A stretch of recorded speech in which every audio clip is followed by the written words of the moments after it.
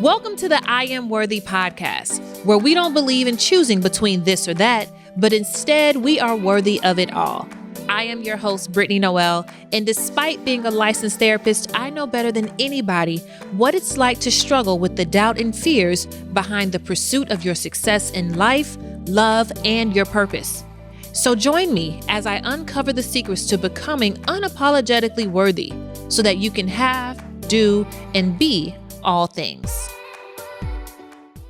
Hey everybody, welcome back to another edition of the I Am Worthy podcast. I am your host, Brittany Noel. Thank you guys so much for tuning in. Make sure that you like, share, comment, and subscribe if you are enjoying the I Am Worthy podcast episodes. I'm excited about the topic that we're going to talk about today because you guys know, as an author, as a speaker, as a coach, mindset is what I'm always stressing to you guys. So I brought on the absolute perfect guest to help further this conversation of how do we get our minds in a certain position, in a certain posture, so that we can even recognize our own worth, see our own value, and recognize when and how to take advantage of the opportunities that are in front of us without getting in our own way.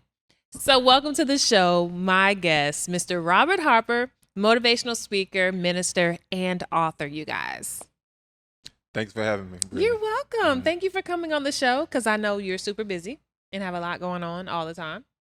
It's all good. I appreciate the opportunity. No problem. So you guys, I met Robert 2 to 3 years ago. Mm-hmm. And what happened was I was having a grand opening. In fact, I was in Greece when I reached out to you. Oh, really? Because, right, we were having a grand opening for my event space and I needed someone to speak because I was hell-bent on not speaking at my own event. And I was just like, I don't want to talk to nobody.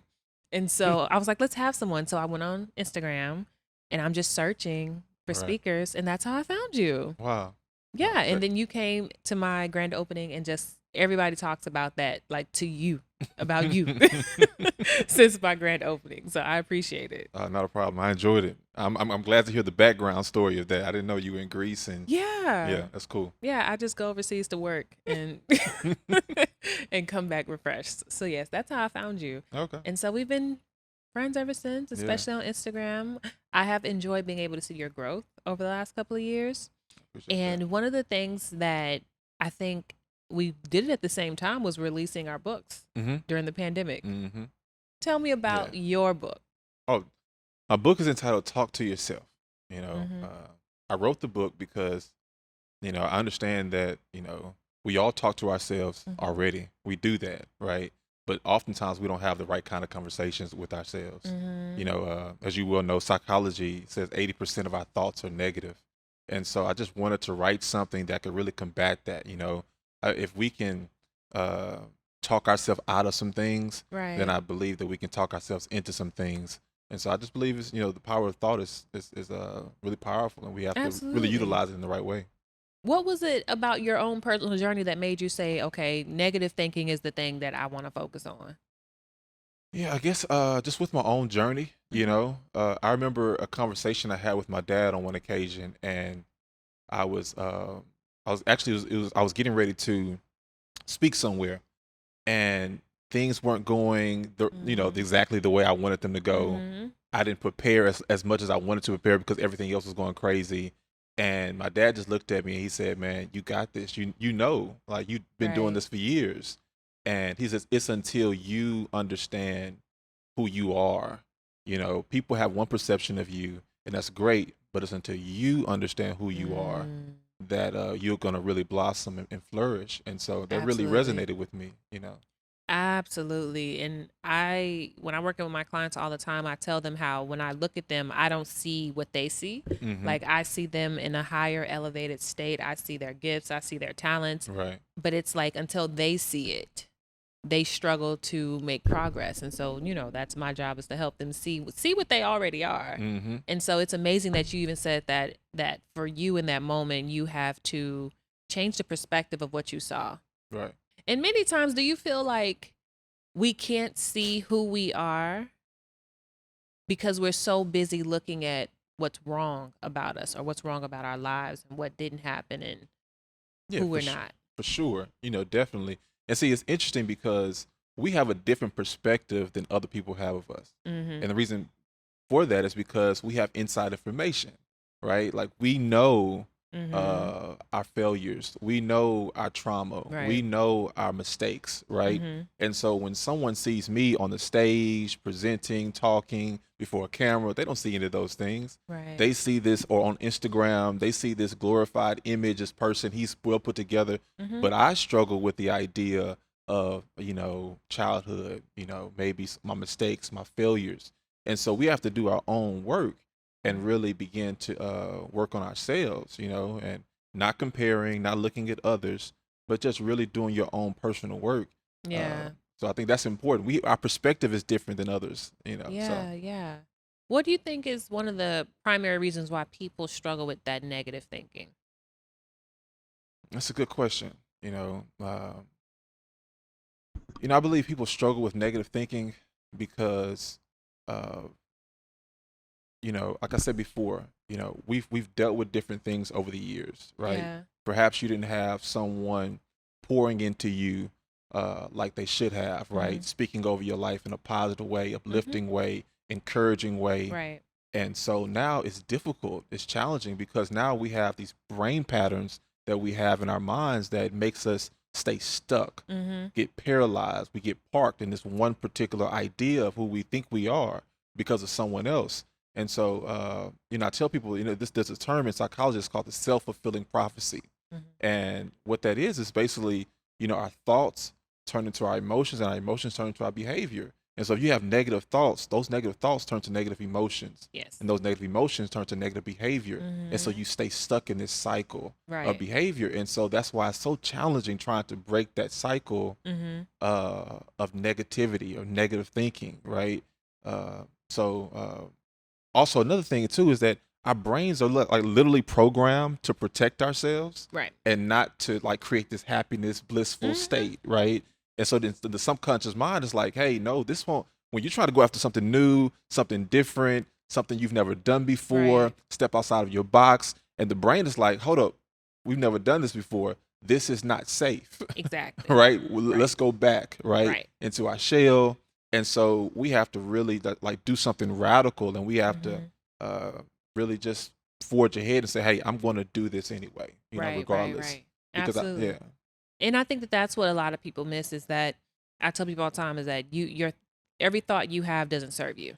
Like mm, every thought you have is not for you. Many times those thoughts is coming from what somebody told you, what you exactly. heard somewhere, and people aren't stopping to actually analyze and check their thoughts Yeah, and ask yourself, okay, does this thought actually represent who I think I am, who I want to be, and where I want my life to go? right. And so they just have the thought and then just accept it as true. And then they go on about their day with whatever that negative thought was. Right.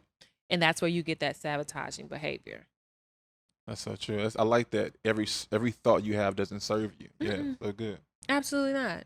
What do you do to help keep your thoughts in check, especially when you feel yourself venturing into new arenas, doing things, writing books, going to Hmm. different events, and doing things that push you outside of your comfort zone? Yeah. What do I do? I try to take control. I try to take control of my thoughts. Mm-hmm. Because I say to myself, okay, for me, there's a lot of negativity out here, right? And Mm-hmm. we can choose to absorb that and take that in. Like you just mentioned before, every thought doesn't serve you, right? And so I just quiet my mind because there's a lot of negativity around Right. negativity, in the world, negativity in our communities, negativity in our homes, Mm-hmm. and what we're talking about right now, negativity from within, right? Right. And so for me, what I like to do is ask myself one simple question: what can I control right now? Yeah. That simple question, what can I control? And when I settle with that, okay, I can control how I show up. I Mm-hmm. can control how I respond. I Mm-hmm. can control my habits. I can control the places and the environment I choose to place myself in, right? And so then that gives me some stability because I'm not focused on trying to control others or the situation or the environment. I'm so focused on leading me Absolutely. that I'm not even bothered by the concerns or the opinions of thoughts of other people, right? Mm-hmm.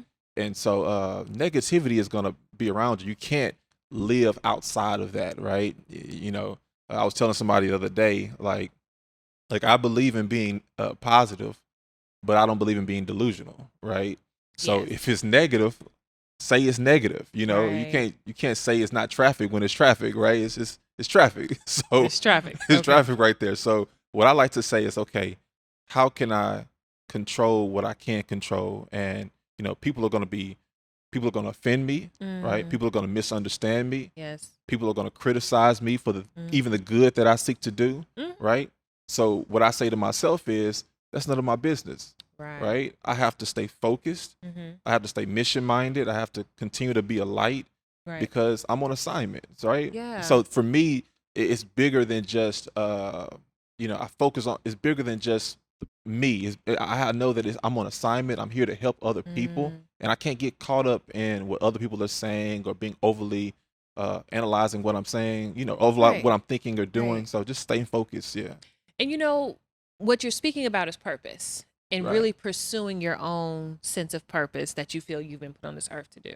Right. And what I see a lot is that people struggle to step into their purpose because they are afraid of what people will think Mm-hmm. or what they will say, especially if it's something different from how they've been moving. Right. How did you overcome, the chatterings and murmurs of other people and what they thought you should be doing and who they thought you should be when you finally decided this is what I want to do? Yeah.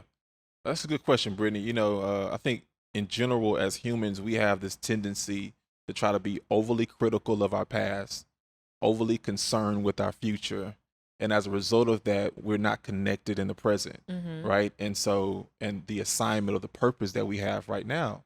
And so, how I stay locked in, I understand that purpose is all about, for me, it's about serving, it's about meaning, uh, it's about serving, it's about meaning, uh, but also it's about how can I use my gifts and my talents so Mm-hmm. that I can make a difference, right? Right. And so for me, when I think about those things, the construct of what I just said, then I take me out of the picture, Mm-hmm. right? It's not even about me anymore, right? Right. It's not even. And I think sometimes we get so focused and so locked in on ourselves that we get paralyzed and we get stuck and we don't do anything significant Yeah. because we're so Yeah. focused on ourselves and what people may think about us and their perceptions of us, Mm-hmm. right? And I just believe that, hey, you got to talk to yourself. You got to Mm-hmm. remind yourself who you are and why you're here, and even whose you are. I'm reminded of a Bible story where actually was motivation for my book, Talk to Yourself, where King David, he had this assignment Mm-hmm. to lead a group of men, and these group of men, they weren't professional warriors, right? They were kind Mm-hmm. of like the hand-me-downs, right? They would just say, hey, Second string. second string, right? And they're like, okay, here, but we trust you, David. Mm-hmm. We trust you with our lives, we trust you with our family, we trust you Right. with our children.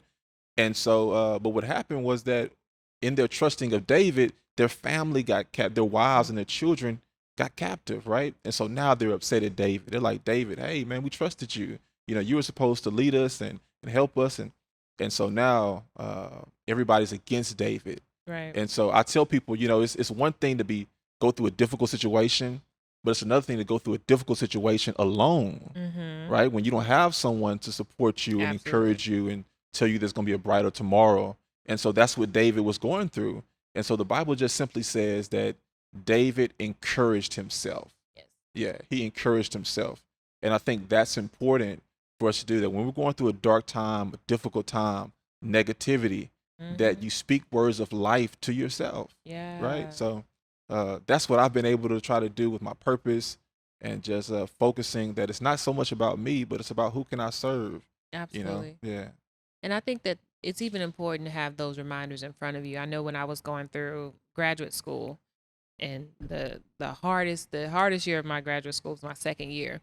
And on my telephone screen, my screensaver, it just said "Stay encouraged," because every time you talk about mad and angry and complaining, I was just unhappy Mhm. that last year. And so every time I looked at my phone, it reminded me, "Stay encouraged, stay Mhm. encouraged, stay encouraged." And so just having those reminders every day, because I think if you don't have, it's like a checks and balances system, right? Mhm. Where I have somebody, either a person, a friend, a minister. First of all, y'all, I feel so validated right now because I told that story to somebody the other day, and I was like, I think it was David. Don't quote me. I'm not a Bible scholar, but I think it was David. So the fact that you just confirmed that I was right, I appreciate that. Oh, You know, I'm yeah. not a heathen all the way. I'm working on my salvation. So so yes, but I think to have those reminders, and I'm very big on affirmations because Right. and I teach my clients is that you have to have the affirmation because the new affirmation is going to speak to your old negative thought. So whatever that thing is that you think about yourself, what is the new thought? What is the new affirmation that's going to replace the negativity? Yeah. Because without the replacement, you're just going in circles. You're just switching through different negative thoughts. Yeah, that's good. Right. So it's like I have to find the words. And a lot of people struggle to find the words that they need to say to themselves. One, because some people come from backgrounds where they never had someone affirm them. Right. Or no one ever spoke kindly or told them that they were great or they were beautiful or that they were smart. So for people who didn't have that example, they're struggling to even find the words to, when I look in the mirror, what do I say to myself in that moment? What would you suggest? Well, I would say this is what I say to myself. If someone could benefit from this, then I tell myself it's possible. And the reason I say that is because earlier when I said that I'm a positive person, but I don't believe in being in denial. The word possible to me, it says, okay, you're positive, but you're not in denial. Right. You're positive in the fact that you don't know what your journey, what has before you. And so anything can happen, but also you're not so delusional that you're not aware of the negativity that's around you right now, right? The obstacles and the opposition and the hurdles that's in front of you.